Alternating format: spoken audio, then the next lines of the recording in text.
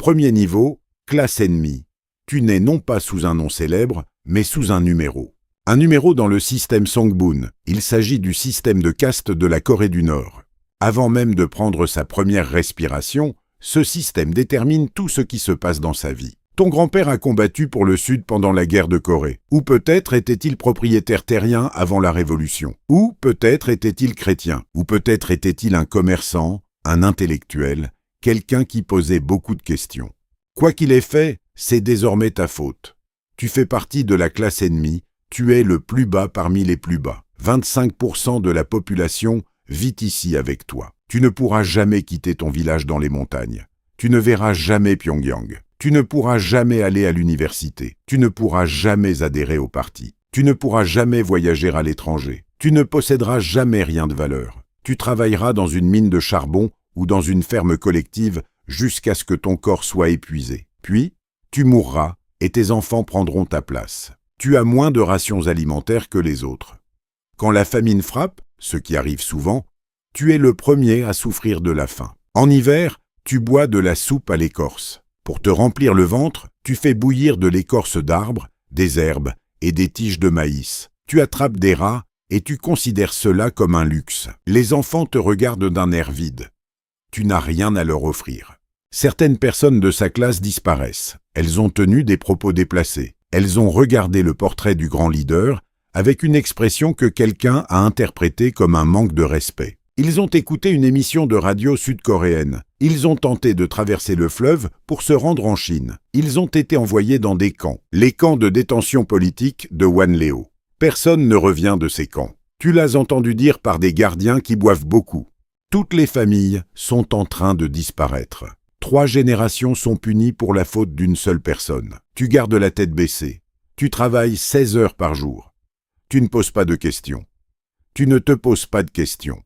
Tu espères qu'un jour, peut-être dans 100 ans, tes petits-enfants auront le droit d'être des êtres humains.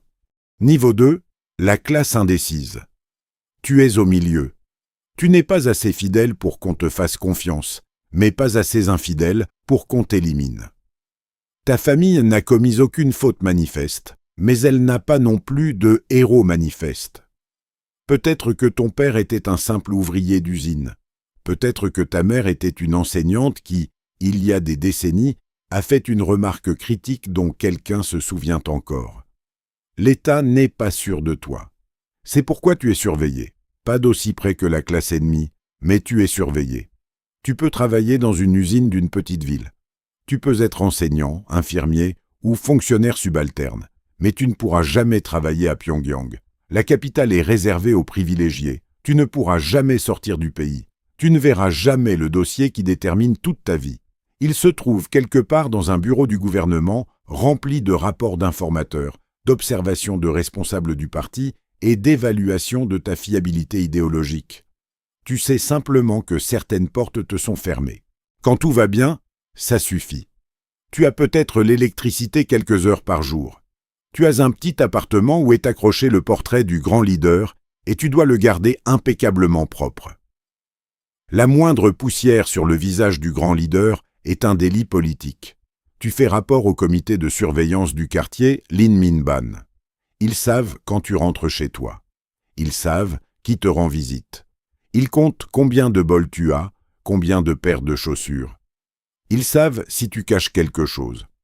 Une fois par semaine, il y a des séances d'autocritique. Devant tes voisins, tu te lèves et tu confesses tes lacunes idéologiques. Tu n'as pas suffisamment étudié les enseignements du grand leader. Tu es arrivé en retard à l'usine. Tu as eu une pensée égoïste. Tu as envié la radio de ton voisin. Tout le monde avoue quelque chose. Ceux qui n'avouent rien sont suspects. Ceux qui avouent trop sont également suspects. Tu dois avouer juste ce qu'il faut. Niveau 3, classe de base. Tu es quelqu'un de fiable. Ton grand-père était un révolutionnaire. Il a combattu contre l'occupation japonaise. Il a traversé le fleuve Yalu gelé aux côtés de Kim Il-sung. La loyauté coule dans tes veines. Du moins, c'est ce que croit l'État. Tu vis dans un appartement correct, dans une ville de province. Tu as une télévision. Elle ne capte que la chaîne d'État, mais tu en as une. Tu regardes les informations tous les soirs. Toujours les mêmes nouvelles triomphantes sur les récoltes records, la production industrielle et la brillante direction du grand leader. Tu as un réfrigérateur, même si les coupures d'électricité sont si fréquentes que garder la nourriture au frais relève du pari.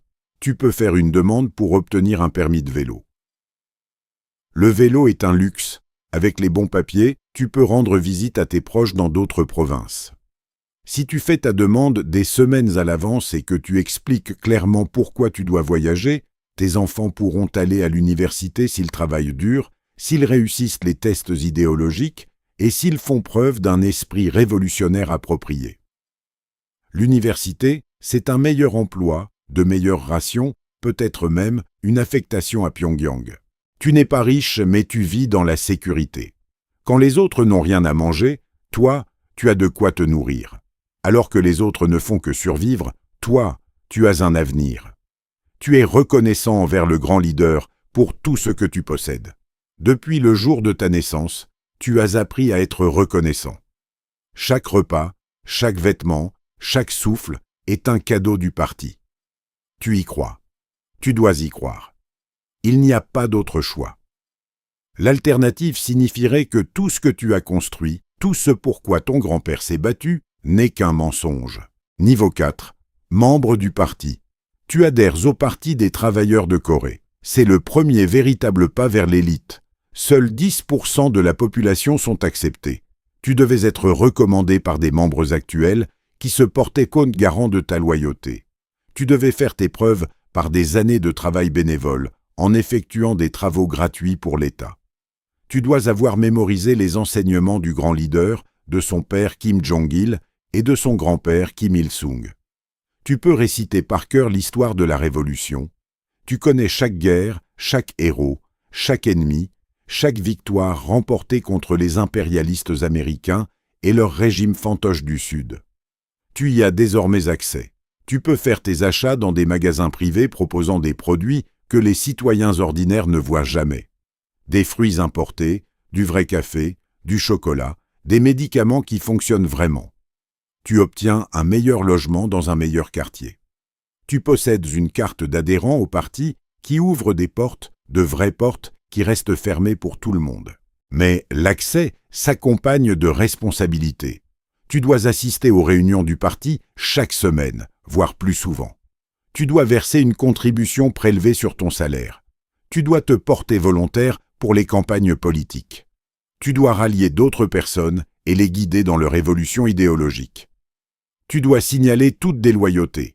Si ton voisin dit quelque chose de suspect au sujet du régime, tu dois le signaler à quelqu'un. Si tu ne le signales pas et que quelqu'un d'autre le fait, tu es complice. Tu deviens un informateur. Tout le monde est un informateur. Le parti survit grâce au fait que personne ne fait confiance à personne. Ni à tes collègues, ni à tes voisins, ni à ton conjoint, surtout pas à ton conjoint. Le mariage est un partenariat, mais la loyauté envers le parti passe avant tout. Niveau 5, cadre local.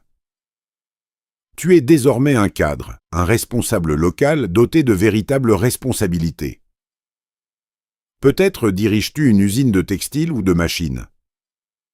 Peut-être gères-tu une région de 10 000 habitants. Peut-être supervises-tu la production agricole de tout un district. Pour la première fois, tu disposes d'un réel pouvoir. Le pouvoir est synonyme de responsabilité et de danger. Tout ce qui se passe dans ton domaine de compétence relève de ta responsabilité. Si la production baisse, tu en répondras. S'il y a des troubles, vous en répondrez. Si quelqu'un s'enfuit en Chine, vous en répondrez. S'il y a des inondations, une sécheresse ou une épidémie, vous en répondrez. Vous ne pouvez pas blâmer vos ouvriers. Vous ne pouvez pas blâmer le climat. Vous ne pouvez pas blâmer le système. Le système est parfait. Seuls les hommes échouent. La direction du grand leader est irréprochable. Seule votre mise en œuvre est défaillante. Tu apprendras à falsifier les registres. Tout le monde le fait. Tu déclareras des chiffres de production supérieurs à ce que tu produis réellement. Tu cacheras les problèmes. Tu étoufferas les accidents. Si la vérité éclate, tu seras rétrogradé. Être relégué, c'est tout perdre. Ton appartement, ton adhésion au parti, ton accès au magasin réservé, le statut de ta famille. Être relégué, c'est tomber dans la classe chancelante, voire pire. C'est pour ça que tu mens. Tu mens à tes supérieurs, eux mentent à leurs supérieurs, et eux mentent à Pyongyang. Le comité central reçoit des rapports faisant état de récoltes records, alors que dans les villages, les gens meurent de faim. Tout le pays fonctionne sur la base de mensonges empilés les uns sur les autres. Le grand leader le sait probablement. Il doit le savoir. Mais les mensonges font partie du système. Le système a besoin de mensonges pour fonctionner. Niveau inférieur. L'élite de Pyongyang. Tu as réussi. Tu vis dans la capitale. Seuls 3 millions de personnes sont autorisées à y vivre. Les plus fidèles, les mieux connectés, les plus utiles. Il est interdit à toute autre personne d'y entrer sans autorisation spéciale. Il y a des postes de contrôle sur toutes les routes menant à la ville. Pyongyang ne ressemble pas au reste du pays. Il y a des gratte-ciel et de larges boulevards. Il y a des voitures, de vraies voitures particulières. Pas seulement des véhicules militaires. Il y a des magasins dont les vitrines sont remplies de vrais produits. Il y a des restaurants, des théâtres et des parcs. On dirait presque une ville moderne, presque normale, presque réelle. Les étrangers en visite ne voient que Pyongyang. Ils ne voient pas les villages où les enfants mangent de l'herbe. Tu as un bel appartement avec une alimentation électrique fiable, du moins la plupart du temps. Tu as de l'eau chaude. Tu as accès à des films étrangers, soigneusement sélectionnés pour montrer la corruption morale et la décadence de l'Occident. Tu as une voiture, peut-être, un symbole de statut social dont tout le monde dit qu'il est important. Tu envoies tes enfants dans des écoles prestigieuses où ils apprennent la langue, les sciences et la bonne manière de servir le régime. Mais même ici, tu es surveillé, surtout ici. La capitale est sous haute surveillance. Il y a des informateurs postés à chaque étage de chaque immeuble. Il y a des micros dans chaque bureau. Ton téléphone est sur écoute. Tes conversations sont surveillées. Des policiers en civil arpentent les rues, à l'affût du moindre signe de déloyauté. Tu peux tomber à tout moment. Un mot de travers, une amitié suspecte, un parent qui s'est exilé dans le sud. Plus tu montes haut, plus la chute sera longue et dure.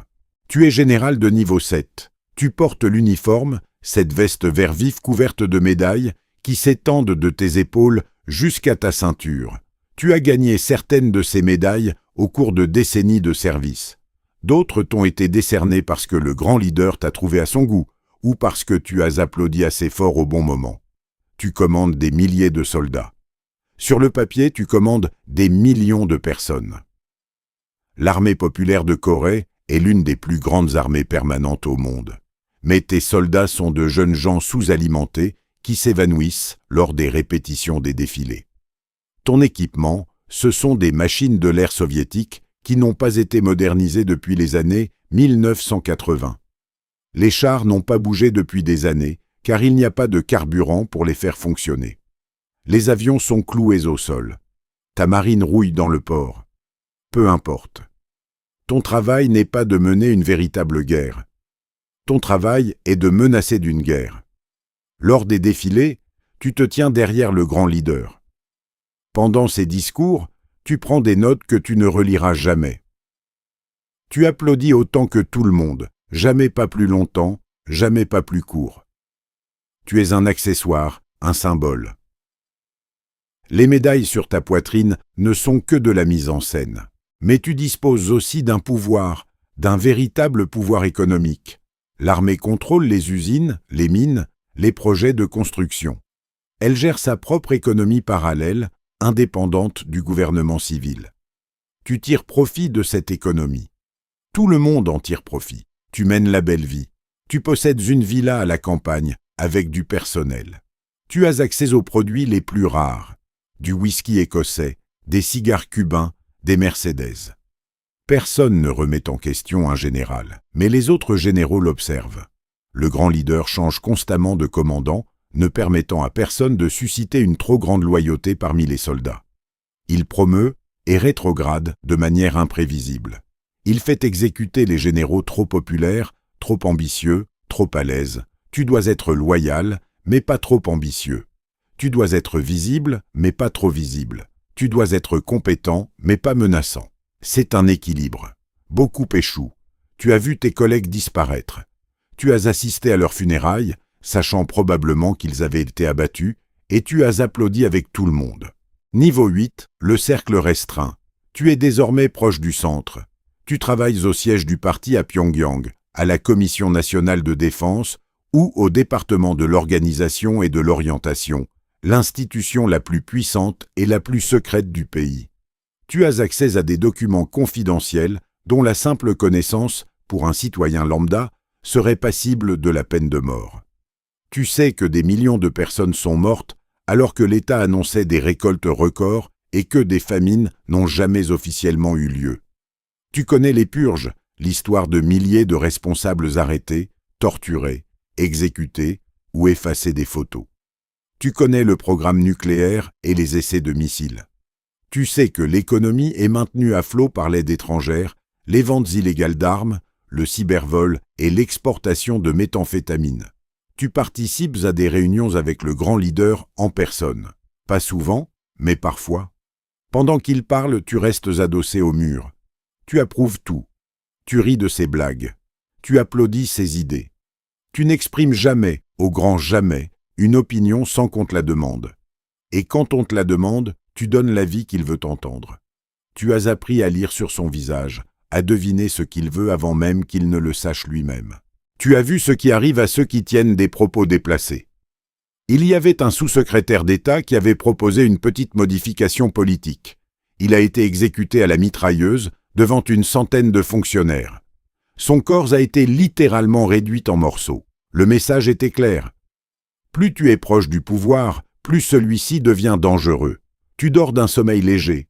Tu changes tes habitudes. Tu ne fais confiance à personne, pas même à ta famille. Ta femme fait des rapports à quelqu'un. Tes enfants sont un levier. Tout ce que tu aimes peut être utilisé contre toi. Niveau 9, la famille royale. Tu as des liens de sang avec les Kim. Tu es peut-être un cousin, peut-être une tante ou un oncle. Peut-être as-tu rejoint la famille par alliance. Dans un pays qui n'est pas officiellement une monarchie, tu fais partie de la famille royale. Seule la lignée pure de la famille révolutionnaire du Mont Paektu existe. Tu vis dans des positions fortifiées qui n'apparaissent sur aucune carte, protégées par des soldats prêts à mourir plutôt que de laisser entrer quiconque. Tu passes tes vacances en Suisse, dans les Alpes, tu fais du ski sur des pentes que tes concitoyens ne verront jamais. Tu fais du shopping à Pékin, à Singapour, à Moscou. Tu as vu le monde extérieur, tu sais à quel point il est différent, tu sais que tout ce qu'on t'a enseigné n'est qu'un mensonge, mais tu ne peux jamais le dire, même pas entre vous. Dans le pays, on te traite comme un dieu, partout ailleurs, comme un otage. Le régime a besoin de toi pour sa légitimité. La lignée doit perdurer. La mythologie repose sur le caractère surhumain de la famille Kim. Mais tu es aussi une menace. Chaque membre de la famille est un rival potentiel au pouvoir. Kim Jong-un a fait assassiner son propre frère à l'aéroport de Malaisie à l'aide de gaz neurotoxiques. Son oncle, l'un des hommes les plus puissants du pays, a été exécuté pour trahison et effacé de l'histoire.